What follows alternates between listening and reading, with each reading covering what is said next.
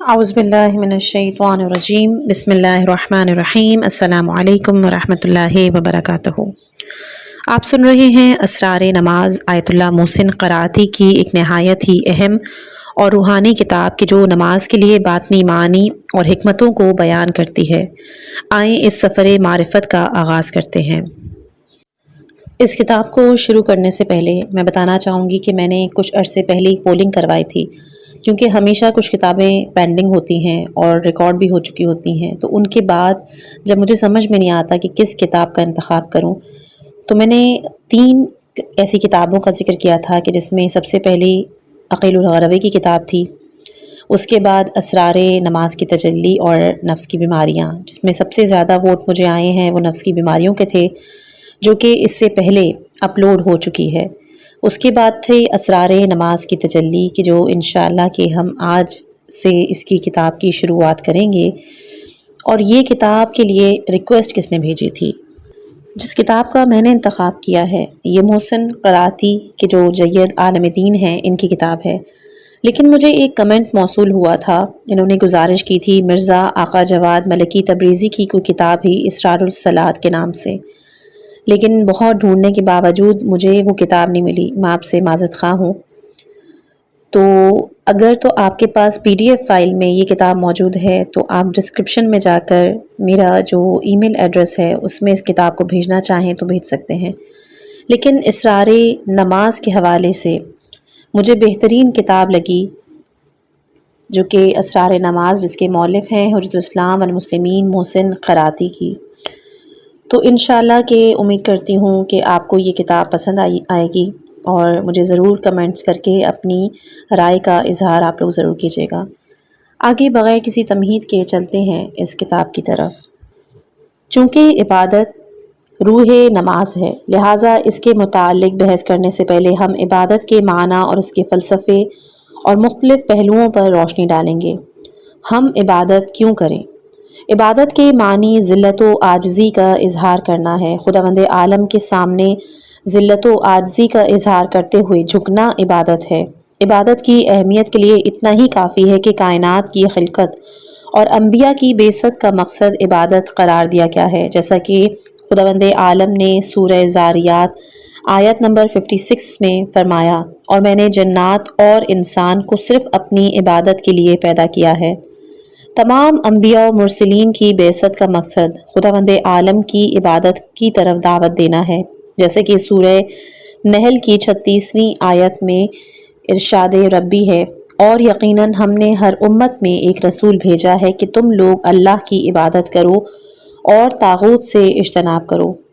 پس دنیا کی خلقت کا ہدف اور پیغمبروں کا بھیجنا خدا کی عبادت ہے۔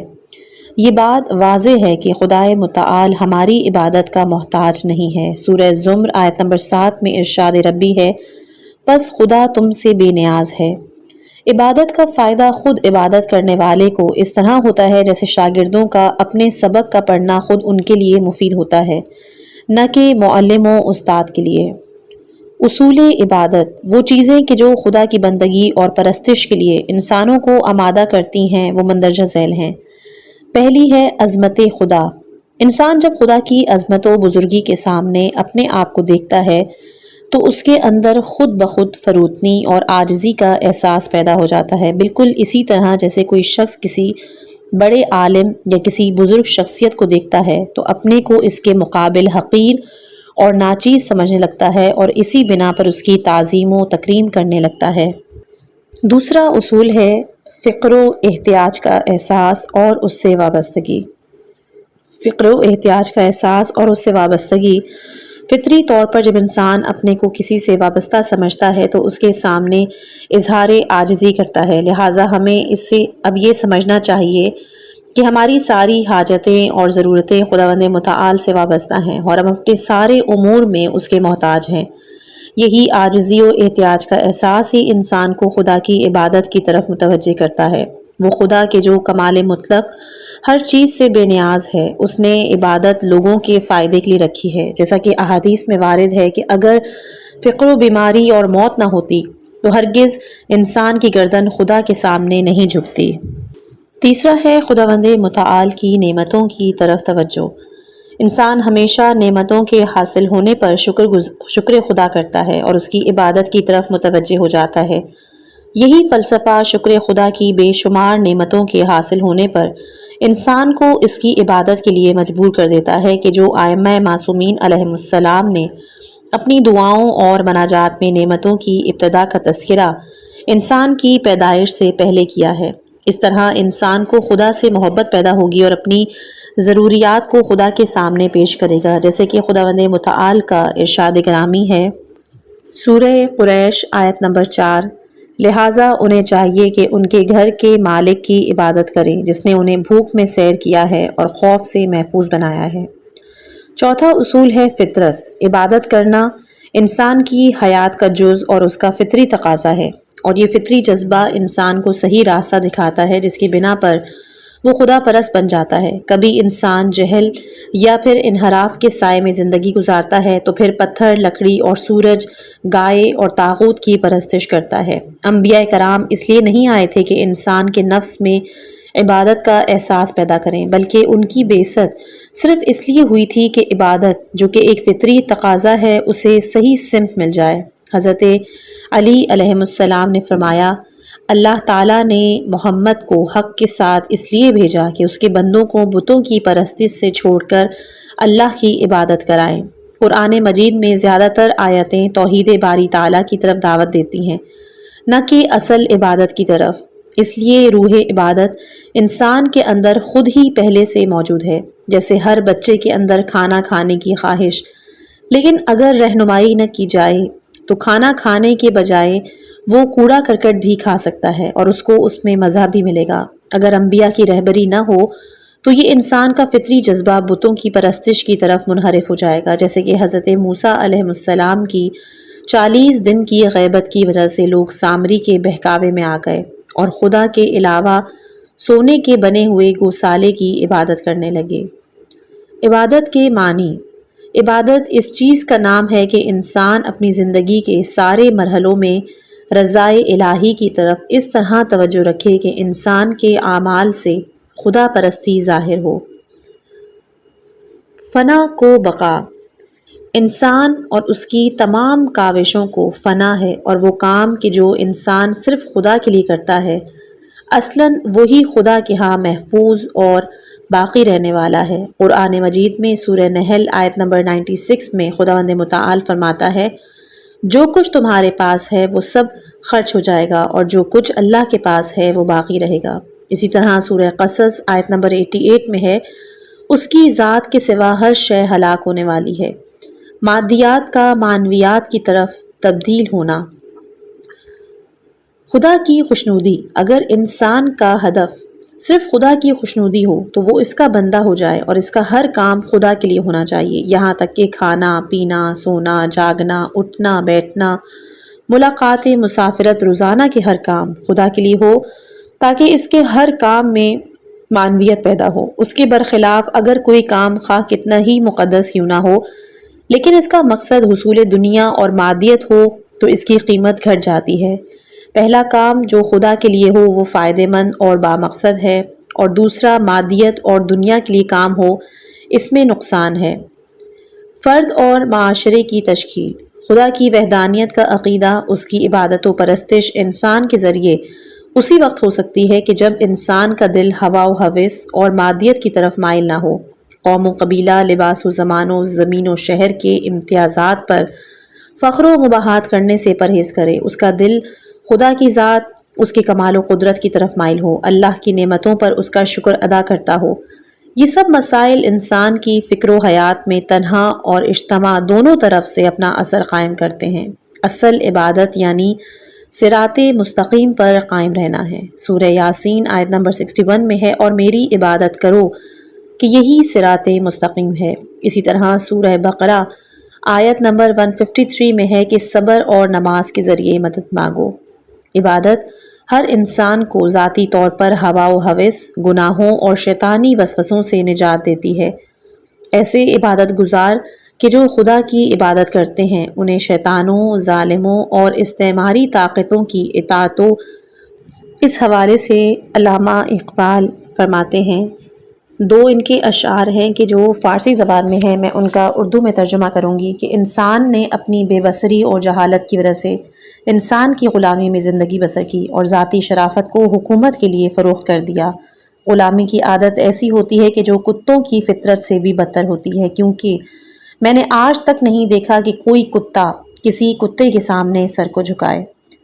اللہ کی عبادت انسان کو خودشناسی کی دعوت دیتی ہے اور اس کے ذریعے اچھا معاشرہ وجود میں آتا ہے۔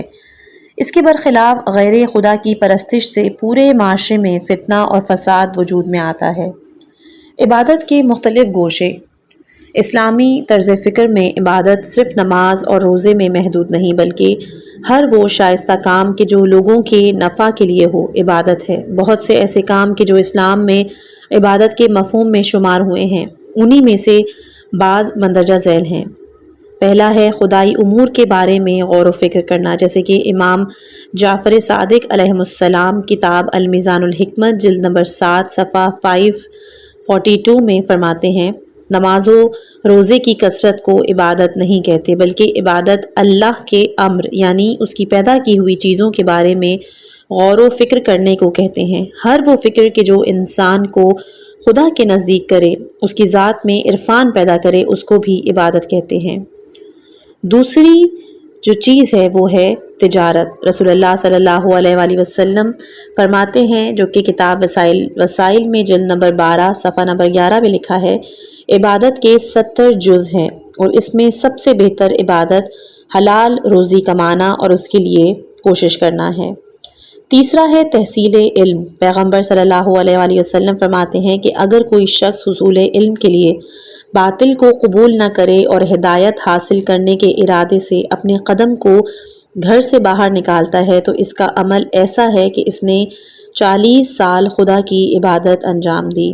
چوتھا ہے خلق خدا کی خدمت۔ بہت سی ایسی روایات ہیں کہ جس میں لوگوں کی مدد اور خدمت کرنا، ان کی مشکلات کو دور کرنے کی کوشش کرنا، بہت سی دیگر عبادتوں یہاں تک کہ حج مستحبی سے بہتر قرار پایا ہے۔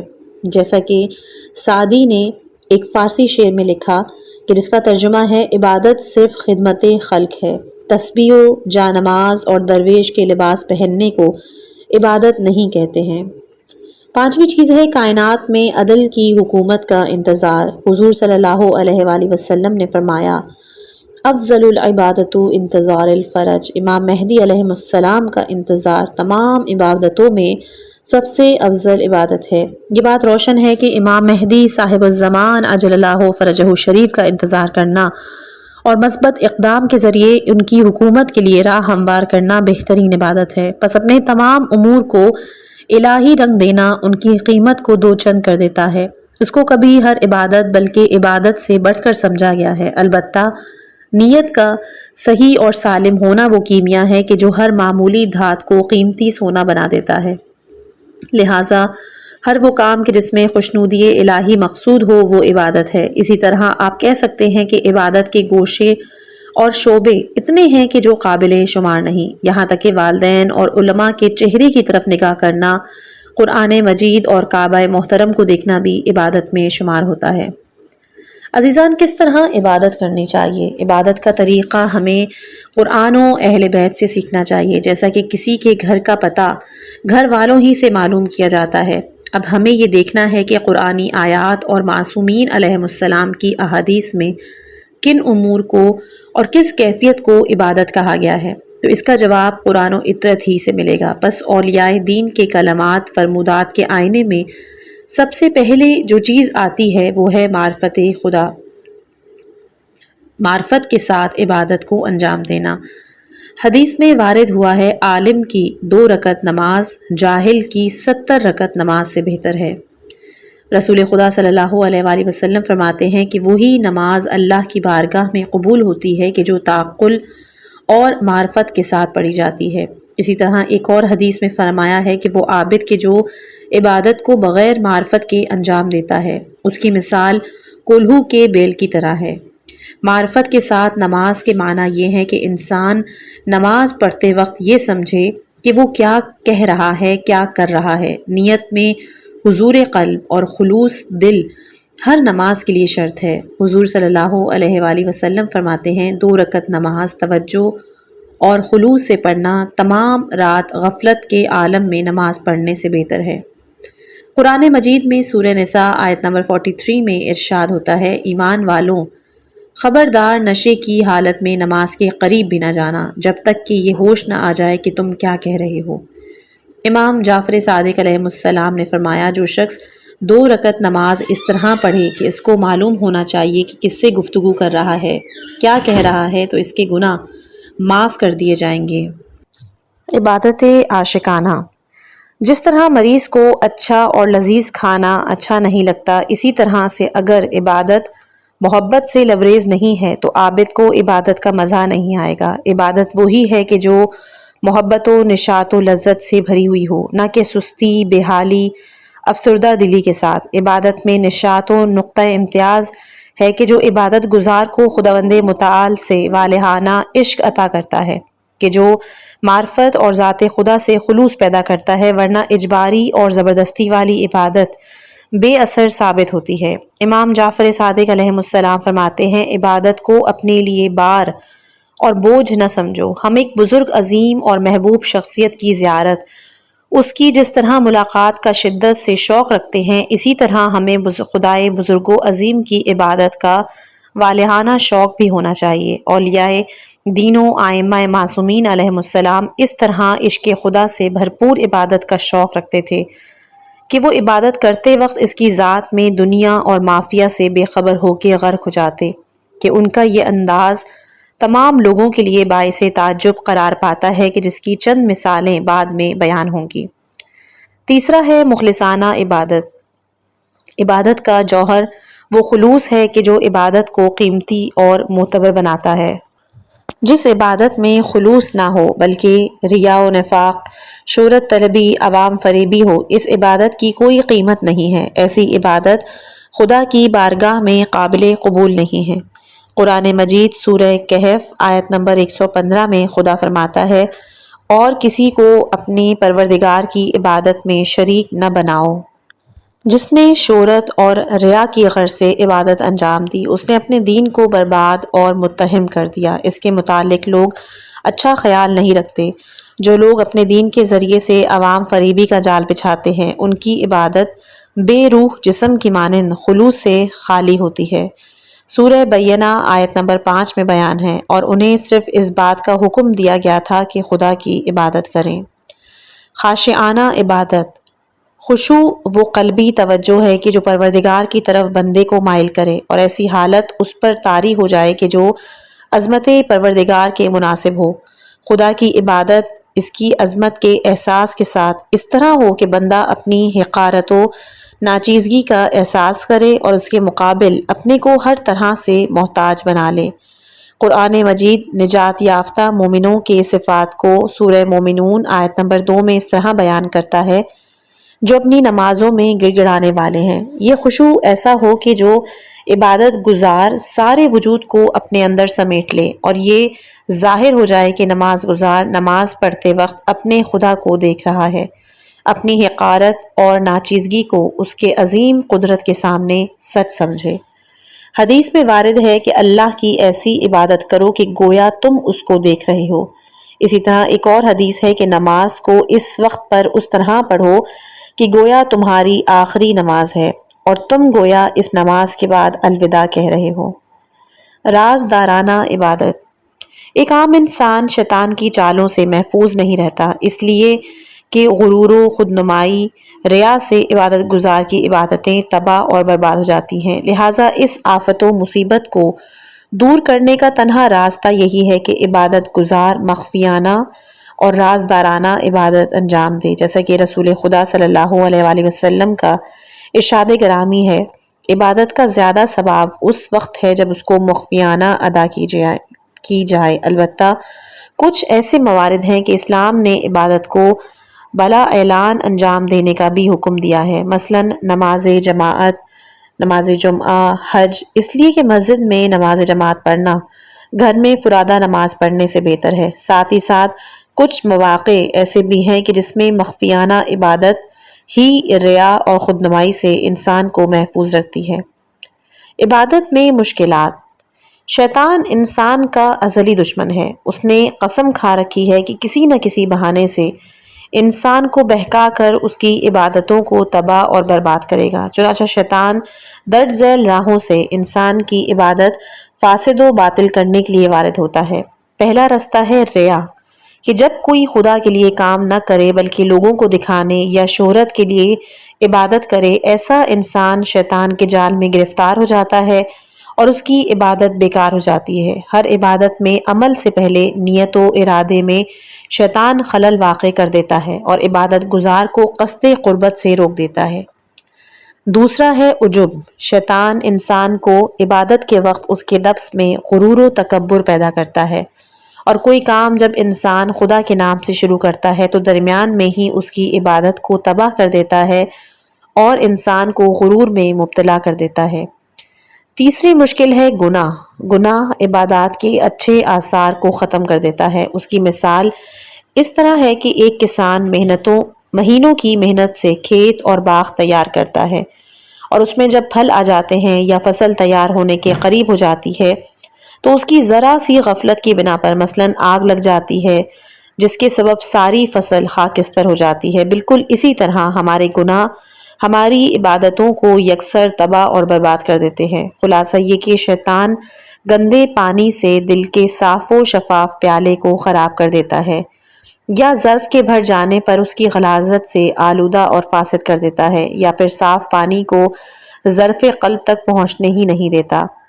امام سجاد علیہ السلام دعائے مکارم الاخلاق میں خدا سے راز و نیاز کے ساتھ اس طرح فرماتے ہیں: اے اللہ، مجھے اپنا بندہ قرار دے، میری عبادت کو غرور و خودنمائی کے ذریعے فاسد و خراب نہ کر، اس عبادت کے ذریعے عزت عطا فرما اور مجھے تکبر میں مبتلا نہ کر۔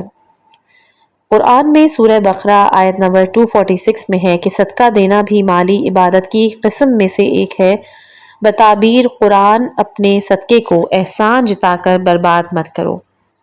پودے کو لگاتے وقت حفاظت کی ضرورت نہیں ہوتی، بلکہ پھل آنے کے بعد اس کی حفاظت کی شدید ضرورت محسوس کی جاتی ہے۔ اسے ہر آفت سے محفوظ رکھنا دشوار مسئلہ ہو جاتا ہے۔ ایسے ہی گناہ اور مادیت کا غلبہ انسان کی روحانیت کو سلب کر لیتا ہے، جس کی بنا پر اس کی نیکیاں برباد ہو جاتی ہیں۔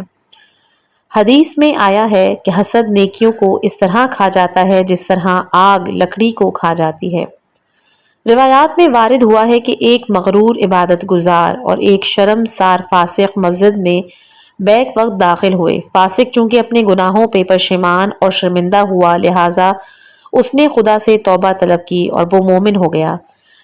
عبادت پر مغرور نہیں ہونا چاہیے۔ عبادت کے لیے سب سے بڑی جو آفت ہے وہ غرور و خود پسندی ہے، جس کے علاج کے لیے مندرجہ ذیل اقدام کرنے ہوں گے، جس کی بنا پر وہ غرور خود پسندی کی آفت سے محفوظ رہ سکتا ہے۔ پہلا قدم کہ کیا واقعی ہم نے حق عبادت ادا کیا ہے؟ انسان کبھی کبھی جہل مرکب میں مبتلا ہو جاتا ہے اور سمجھتا ہے کہ عبادت خدا میں مشغول ہے، حالانکہ وہ غلط راستہ اختیار کیے ہوئے ہے، اور انسان اپنے عمل کی حد سے زیادہ اہمیت دینے لگتا ہے اور نامحبوب کو محبوب سمجھنے لگتا ہے۔ چنانچہ شیطان اس کے پیچھے لگ جاتا ہے اور اس کے عمل کو خوبصورت بنانے کی کوشش کرتا ہے، خواہ وہ کتنا ہی برا کیوں نہ ہو۔ قرآن مجید کی میں سورہ فاطر آیت نمبر 8 میں اس بات کی طرف اشارہ کیا گیا ہے: تو کیا وہ شخص جس کے برے اعمال کو اس طرح آراستہ کر دیا گیا کہ وہ اسے اچھا سمجھنے لگا؟ اسی طرح سورہ کہف آیت نمبر 104 میں ہے کہ یہ وہ لوگ ہیں کہ جن کی کوشش زندگانی دنیا میں بہک گئی ہے اور یہ خیال کرتے ہیں کہ یہ اچھے اعمال انجام دے رہے ہیں۔ اسی طرح سورہ توبہ میں ہے کہ ان کے بدترین اعمال کو ان کی نگاہ میں آراستہ کیا گیا ہے۔ دوسری چیز ہے کہ کیا آیا ہماری عبادت قبول بھی ہوتی ہے؟ عبادت کی قبولیت کے شرائط اور اس کی نشانیاں ہیں۔ خداوند متعال متقی افراد کی نمازوں اور صدقات کو قبول کرتا ہے، لہٰذا غیر متقی کی کوئی بھی عبادت قبول نہیں ہوتی۔ اس موقع پر بڑا دلچسپ سوال یہ پیدا ہوتا ہے کہ جو انسان اپنی عبادت کی قبولیت کا یقین نہیں رکھتا، پھر وہ اس پر مغرور کیوں ہو جاتا ہے؟ تیسرا ہے کہ آیا ہماری عبادتیں تباہ اور برباد نہیں ہوتی؟ بعض ایسے گناہ ہیں کہ جو عرصہ دراز نمازوں اور عبادتوں کو تباہ اور برباد کر دیتے ہیں، اور ایسے لوگ کہ جب دنیا سے جائیں گے تو خالی ہاتھ ہوں گے۔ نماز و عبادت کے ساتھ کچھ ایسے گناہ بھی سرزد ہوتے ہیں کہ جن کی بنا پر ہمیں اپنی عبادتوں کی قبولیت کا اطمینان حاصل نہیں ہو پاتا۔ چوتھا کہ کیا ہم عاقبت بہتر ہونے کی امید رکھیں؟ بہت سے انسان بد انجامی اور سوء عاقبت میں گرفتار ہو جاتے ہیں، اور اس بنا پر اولیاء خدا نے عاقبت بخیر ہونے کی دعائیں کی ہیں کہ جس سے بڑھ کر کوئی عظیم نعمت نہیں۔ حضرت یوسف علیہ السلام خدا سے دعا فرماتے ہیں، اے اللہ، جب مجھے دنیا سے اٹھانا تو مسلمان اٹھانا۔ قرآن مجید کہتا ہے، عقل مندوں کی خواہش یہ ہے کہ ان کو ان کی نیکیوں کے ساتھ اٹھایا جائے۔ اسی لیے قرآن مجید میں صراط مستقیم پر باقی رہنے کی بھی ہدایت کی ہے، اور چند آیتوں میں عافیت کا وعدہ صرف متقین کے لیے ہے۔ اب ہمیں سوچنا چاہیے کہ شیطان اپنی عبادتوں کو اس کثرت کے ساتھ خداوند عالم کی بارگاہ سے نکال دیا گیا تو وہ افراد کے جو تمام عمر نماز و عبادات میں بسر کرتے ہیں اور اس کے بعد اس پہ غرور کرتے ہیں، تو کیا ان کی عبادتیں قبول ہو سکتی ہیں؟ عبادتوں اور نعمتوں کا موازنہ۔ ہمارے پاس جو کچھ بھی ہے خدا کی طرف سے ہے، مثلاً اعضاء و امکانات و رزق، تمام چیزیں خدا کی طرف سے ہے۔ توفیق عبادت بھی اسی کی طرف سے ہے۔ سراپا اس کی نعمت میں ہم غرق ہیں۔ وہ چونکہ ہمارے ساتھ نیکی کرنا چاہتا ہے اس لیے نیکی کی طرف بلاتا ہے، نبیوں کو بھیجا، شوق عمل دلایا اور وسیلہ بنایا، اور ہم جہاں بھی کہیں بھی ہوں، جس زمانے میں بھی ہوں، جن شرائط میں ہوں، جن سن و سال میں بھی ہوں، جس حالت میں بھی ہوں، خدا ہمیں اپنی بارگاہ میں حاضر ہونے کی دعوت دیتا ہے۔ عبادت سے بھاگنے والوں کو آخر کار قبول کر لیتا ہے، اور اپنی بارگاہ میں ہماری حاضری اور مسلسل دعائیں طلب کرنے سے وہ خستہ حال بھی نہیں ہوتا اور ہماری پذیرائی میں کوئی کمی بھی نہیں کرتا۔ ہماری معمولی عبادت کو ثواب کے عوض قبول کر لیتا ہے، ہمارے عیوب کو چھپاتا ہے، سینکڑوں نعمتوں سے ہمیں مستفید کر دیتا ہے۔ تو ہمیں اب سوچنا چاہیے کہ بے انتہا نعمتوں کے مقابل میں ہمارے اعمال کی حیثیت ہی کیا ہے۔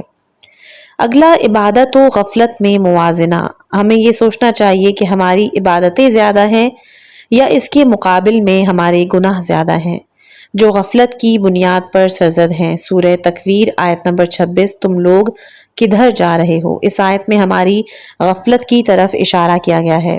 اس طرح کہ ہم سے جو گناہ غفلت کی بنیاد پر سرزد ہوتے ہیں، کیا اس کے مقابل میں ہماری نماز قبول ہو سکتی ہے؟ جیسا کہ امام سجاد علیہ السلام نے کہا، خدایا، میں ان تمام واجبات سے غفلت اور حدود سے تجاوز کرنے کو کس صورت سے نوافل اور مستحبات کے ذریعے تلافی کروں اور تیرے راستے کو پا سکوں اور تیری بارگاہ میں حاضر ہو سکوں۔ عبادت اور نیاز میں موازنہ کرنا۔ عبادتیں ہماری آخرت کا توشہ ہیں، جیسے کہ حضرت علی علیہ السلام اس منزل پر بارگاہ خداوندی میں فریاد بلند کرتے ہوئے کہتے ہیں کہ راستہ طولانی ہے، توشہ سفر و سامان بہت کم، قبر میں برزخ کی منزلوں سے گزرتے ہوئے قیامت تک جو ہماری طولانی راہ ہے، اس کے لیے ہمیں زیادہ سامان سفر کی ضرورت ہے۔ تو اب ہمیں سوچنا چاہیے کہ ہماری عبادتیں کفایت کر پائیں گی۔ ابو دردہ کہتے ہیں کہ مسجد نبی صلی اللہ علیہ وآلہ وسلم میں اعمال اہل بدر و رضوان کے بارے میں گفتگو تھی۔ میں نے کہا، علی کی پرہیزگاری تمام لوگوں سے بہتر تھی۔ یہ میری بات لوگوں کے کانوں کو گرا گزری، چونکہ میں اس کا خود شاہد تھا، اس لیے یہ واقعہ بیان کیا۔ ایک شب میں نے حضرت علی علیہ السلام کو دیکھا کہ کھجوروں کے درختوں کے درمیان پوشیدہ ہو گئے۔ میں ان کے پیچھے پیچھے گیا لیکن وہ میری نظروں سے اوجھل ہو گئے اور آپ بارگاہ خداوندی میں مناجات کرتے ہوئے اس طرح روئے کہ بے ہوش اور بے حرکت ہو گئے۔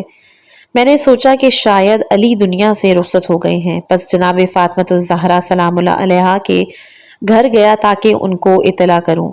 آپ نے کہا کہ علی کی حالت خوف خدا سے اکثر ایسی ہو جاتی ہے۔ میں لوٹا اور ان کے قریب گیا اور تھوڑا پانی لایا، چھڑکا، اس کے بعد حضرت علی علیہ السلام کو ہوش میں آیا۔ میں رویا۔ اس وقت حضرت علی نے پوچھا، اے ابو دردہ، اس وقت تمہاری کیا کیفیت ہوگی کہ جب قیامت میں تم مجھے دیکھو گے کہ حساب کے لیے مجھے بلایا جائے گا؟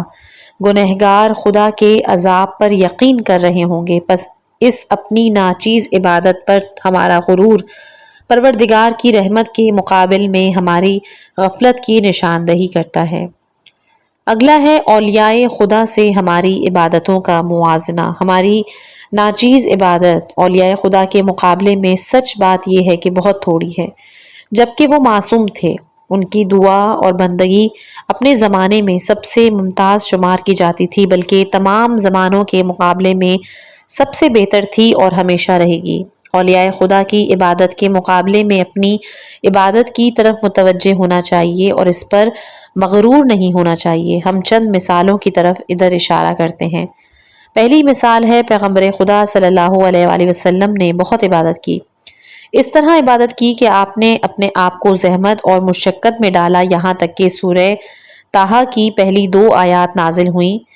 طٰہٰ، ہم نے آپ پر قرآن اس لیے نہیں نازل کیا کہ آپ اپنے کو زحمت میں ڈالیں۔ دوسری مثال امام حسن علیہ السلام فرماتے ہیں کہ جناب فاطمۃ الزہرا سلام اللہ علیہا سے بڑھ کر دنیا میں کوئی عبادت کرنے والا نہیں تھا۔ آپ اس قدر عبادت کرتی کہ آپ کے قدم مبارک ورم کر جاتے تھے۔ تیسری مثال امام باقر علیہ السلام فرماتے ہیں کہ ہمارے پدر بزرگوار امام زین العابدین علیہ السلام شب و روز میں 1000 رکعت نماز پڑھتے تھے، بالکل ویسے ہی جیسے کہ امیر المومنین علیہ السلام پڑھتے تھے۔ آپ نے جب 500 کھجور کے درختوں کا باغ لگایا تو ہر درخت کے پاس 2 رکعت نماز پڑھی تھی۔ چوتھی مثال امام محمد باقر علیہ السلام نقل فرماتے ہیں کہ میں اپنے والد کے پاس گیا، دیکھا آپ کے پیر ورم کر گئے تھے اور چہرے کا رنگ بدل گیا تھا، آنکھیں سرخ ہو گئی تھیں، آپ کی پیشانی پر سردے کے نشان ہیں، اور میں رو پڑا۔ جس وقت آپ متوجہ ہوئے تو کہا کہ فلاں تحریر لے آؤ۔ اس تحریر سے حضرت علی علیہ السلام کی عبادت کے بارے میں تھوڑا بہت مجھ کو سنایا، پھر ایک طرف رکھا اور پھر آپ نے کہا کہ کون ہے کہ جو ہمارے جد امجد جیسی عبادت کر سکتا ہے۔ پانچویں مثال امام کاظم علیہ السلام قید خانے میں صبح سے لے کر ظہر تک ایک سجدہ کیا کرتے تھے۔ آپ کا سینہ زمین سے سجدے کے وقت اس طرح لگ جاتا کہ لوگ کو وہ گمان ہوتا کہ بس جیسے ایک چادر زمین پر بچھی ہے۔ جب ہمارے بزرگ ائمہ معصومین علیہ السلام ایسے ہیں کہ اپنی عبادت میں کوتاہی کا اعتراف کرتے تھے اور ان کی زبان پر یہ جاری ہوتا تھا کہ پروردگار جو حق تیری عبادت کا تھا ہم اسے ادا نہ کر سکے، دوسری طرف ہم اپنی عبادت پر بے پناہ کوتاہیوں کے باوجود غرور اور خودنمائی کرنے لگتے ہیں، جبکہ ہماری عبادت اور اولیاء خدا کی عبادت میں زمین و آسمان کا فرق ہے۔ بس ہم اپنی عبادت پر کیوں کر غور کریں۔ باطل عبادتیں۔ ہم کہتے ہیں کہ بندگی صرف خدا کی جائز ہے اور اس کے علاوہ دوسری موجودات کے لیے بندگی اور پرستش باطل ہے۔ یہ ناجائز عبادتیں زیادہ تر جہالت کی بنا پر یا انبیاء کی ہدایت سے دوری اختیار کرنے کی بنا پر ہم سے انجام پاتی ہیں۔ خداوند عالم نے قرآن مجید میں باطل اور ناجائز عبادتوں کی طرف اشارہ کرتے ہوئے انہیں بے دلیل اور بیہودہ کہا ہے اور اس کو دلیل کے ساتھ رد کیا ہے کہ اگر ہم نے غیر خدا سے مدد مانگی تو یہ ہماری غلطی ہے۔ یہ اور بات ہے کہ معصومین علیہ السلام سے متوسل ہونا خود مرضی معبود حکم الہی سے ثابت ہوتا ہے، جیسا کہ تمام قدرت خدا کے پاس ہے۔ سورہ بقرہ آیت نمبر 165، ان القوۃ للہ جمیعا، ساری قوت اللہ کے لیے ہے۔ اسی طرح سورہ فاطر آیت نمبر 10 میں ارشاد ہوتا ہے فَلِلَّهِ الْعِزَّةُ جَمِيعًا، اگر ہم عزت حاصل کرنا چاہتے ہیں تو عزت بھی خدا کے ہاتھ میں ہے۔ اگر کسی نے حصول معاش اور رزق کے لیے باطل خداؤں کی عبادت کی تو اس کے لیے یہ خدا کا ارشاد ہے سورہ عنکبوت آیت نمبر 17 کہ وہ تمہارے رزق کے مالک نہیں ہیں۔ اگر نفع یا دفع ضرر کے لیے غیر خدا کو وسیلہ بنایا تو وہ نہ کوئی فائدہ پہنچا سکتا ہے نہ ہی کوئی نقصان۔ قرآن میں سورہ مائدہ آیت نمبر 76 میں ہے کہ تم اللہ کو چھوڑ کر ان کی عبادت کرتے ہو کہ جو تمہارے لیے نفع اور نقصان کے مالک نہیں۔ اگر نافرمانوں کو اپنے سے برتر مانتے ہو تو جان لو کہ وہ لوگ بھی تمہاری طرح بندے ہیں۔ قرآن میں سورہ اعراف آیت 194 میں بیان ہے کہ سب تم ہی جیسے بندے ہیں۔ اگر بت پرستی باپ دادا کی تقلید کی وجہ سے تو وہ لوگ خود گمراہی میں ہیں۔ اس کے لیے سورہ انبیاء آیت نمبر 54 میں بیان ہے کہ تم اور تمہارے باپ دادا سب کھلی ہوئی گمراہی میں ہیں۔ اگر خیال کر رہے ہیں کہ قیامت میں تمہاری فریاد کو پہنچیں گے تو ایسا نہیں، جان لو کہ تمہاری پرستش درست نہیں، بلکہ وہ بعد میں دشمن ہو جائیں گے۔ سورہ مریم آیت نمبر 82۔ ہرگز نہیں، ان قریب یہ معبود خود ہی ان کی عبادت سے انکار کر دیں گے اور ان کے مخالف ہو جائیں گے۔ یہ لوگ بغیر دلیل کے دوسرے خداؤں کے سراغ میں گئے، جبکہ کوئی دلیل ان کی پرستش کے لیے نہیں ہے۔ کوئی چیز اور کوئی شخص سوائے خدا کے پرستش کے لائق نہیں، اس لیے کہ یہ باطل معبود اپنا حقیقی وجود رکھتے ہی نہیں، بلکہ ایک قسم کی ذہنی پیداوار ہیں یا ایسے موجود ہیں کہ جن کی کوئی خاصیت نہیں۔ بس ہر صورت میں مناسب نہیں ہے کہ انسان طوق بندگی کو اپنی گردن میں ڈالے۔ انسان کو چاہیے کہ خداوند کریم کی نافرمانی کرنے والی مخلوق کی اطاعت نہ کرے۔ امام جواد علیہ السلام نے فرمایا، جو کوئی کسی کی باطل بات سنتا ہے اور عمل کرتا ہے وہ اس کی عبادت کرتا ہے۔ اگر حق کہتا ہے تو بندہ حق ہے، اگر باطل کہتا ہے تو باطل کی پرستش کرتا ہے۔ امام جعفر صادق علیہ السلام فرماتے ہیں کہ جس کسی نے معصیت خالق میں مخلوق کی اطاعت کی، پس اس مخلوق کا بندہ ہو گیا۔ پس یہ باطل عبادت صرف پتھر، لکڑی، سورج، ستارے کی پرستش پر ہی منحصر نہیں، بلکہ ہر وہ فکر، ہر وہ گفتگو کہ جو کہ غیر اللہ کے لیے ہو وہ جائز نہیں ہے، یہاں تک کہ غیر الہی نظام کو قبول کرنا بھی باطل عبادت۔ عبودیت اور عبادت میں فرق۔ ظاہری اطاعت و پرستش کے جسے دل قبول نہ کر رہا ہو، اسلام میں اس کی قیمت نہیں ہے، بلکہ اسلام یہ چاہتا ہے کہ بندہ خدا کی بارگاہ میں بغیر کسی قید و شرط کے اپنی ذات کو اللہ کی ذات سے مخصوص کر دے، اللہ کے دین اور اس کے فرمان کے مقابل اپنی خواہشات کو کچل دے اور تمام لوگوں کی خوشامد سے بے اعتنائی برتے۔ ذات خدا سے مخصوص ہو جانا اور اس کے سامنے سر تسلیم خم کر دینا ہی عبودیت ہے، جو کہ ہر عبادت کا راز ہے۔ ابلیس اپنی تمام عبادتوں کے باوجود مفہوم عبودیت نہیں سمجھ سکا، تو اس نے خدا کے حکموں آدم کے پیکر کے سامنے سجدہ کرنے سے انکار کر دیا، جس کی بنا پر مردود بارگاہ خداوند قرار پایا۔ ابلیس کے غرور اور انکار کی بنیاد یہی تھی کہ وہ تسلیم عبودیت کی منزل میں نہیں تھا اور دل کی خواہش کا تابع بنا ہوا تھا۔ قرآن میں جیسے کہ سورہ بقرہ آیت نمبر 87 میں اعلان ہے، لیکن کیا تمہارا مستقل طریقہ یہی ہے کہ جب کوئی رسول تمہاری خواہش کے خلاف کوئی پیغام لے کر آتا ہے تو اکڑ جاتے ہو؟ جب انبیاء کرام تمہارے لیے خدا کی طرف سے قانون لے کر آئے اور وہ تمہارے دل کے مطابق نہیں تھا تو تم لوگوں نے انکار کیا۔ اسی طرح سورہ نساء آیت نمبر 65 میں خدا دوسری جگہ فرماتا ہے کہ پس آپ کے پروردگار کی قسم، یہ ہرگز صاحب ایمان نہ بن سکیں گے جب تک آپ کو اپنے اختلافات میں حکم نہ بنائیں، اور پھر جب آپ فیصلہ کر دیں تو اپنے دل میں کسی طرح کی تنگی کا احساس نہ کریں اور آپ کے فیصلے کے سامنے سراپا تسلیم ہو جائیں۔ پس انسان کی عبادت اس وقت قیمتی ہوگی کہ جب وہ راز عبادت کو سمجھ لے اور اللہ کی مرضی میں اپنی مرضی کو تابع کر دے۔ عبادت صرف خدا کی بندگی کو کہتے ہیں، نہ کہ انسان اپنی ہوا و ہوس کے مطابق عبادت کرے۔ جب کبھی صدر اسلام میں مسلمانوں کے لیے حکم جہاد آیا تو لوگوں نے کہا کہ کیوں یہ فرمان اتنی جلدی آ گیا، کاش کہ کچھ مدت بعد آتا اور ابھی آ گیا۔ جیسے کہ سورہ نساء آیت نمبر 77 میں بیان ہے کہ کاش تھوڑی مدت تک اور ٹال دیا جاتا۔ جب بیت المقدس سے کعبے کی طرف مسلمانوں کا رخ موڑا گیا تو لوگوں کے اعتراض کے جواب میں قرآن مجید میں سورہ بقرہ آیت نمبر 143 میں اس طرح بیان ہوا کہ ہم دیکھیں گے کہ کون رسول کا اتباع کرتا ہے اور کون پچھلے پاؤں پلٹ جاتا ہے۔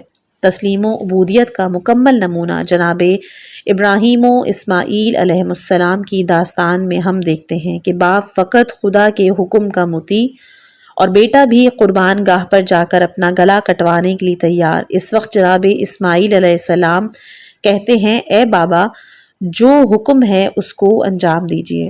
جناب ابراہیم علیہ السلام کی شخصیت ایک کامل نمونہ ہے۔ ان کی زندگی خدا کی اطاعت و بندگی میں گزری ہے۔